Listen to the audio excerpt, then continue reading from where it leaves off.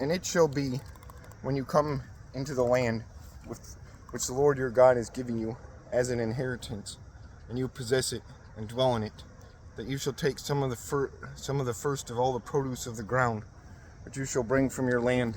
that the Lord your God is giving you, and put it in a basket, and go to the place where the Lord your God chooses to make his name abide, and you shall go to the one who is priest in those days, and say to him, I declare today to the Lord your God,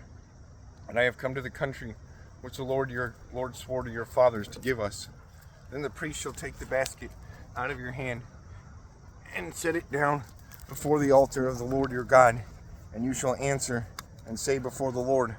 your God, my father was a Syrian, about to perish, and he went down to Egypt and dwelt there, few in number, and there he became a nation, great, mighty, and populous. But the Egyptians mistreated us,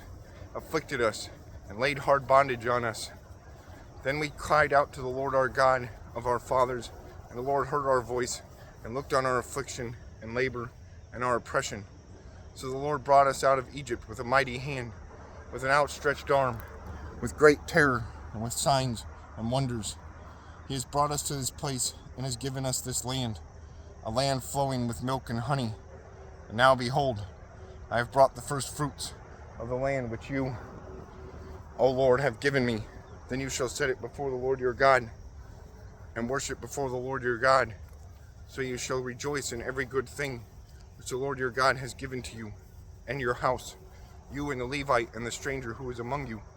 When you have finished laying aside all the tithe of your increase in the third year, the year of tithing,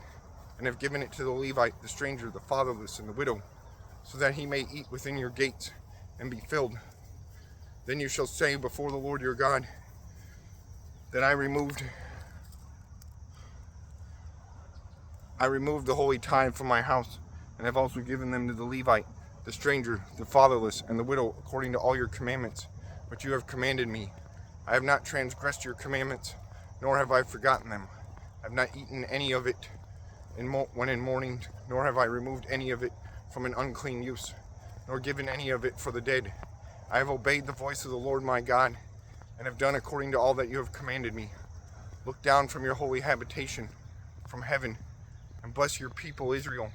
and a land which you have given us, just as you swore to our fathers,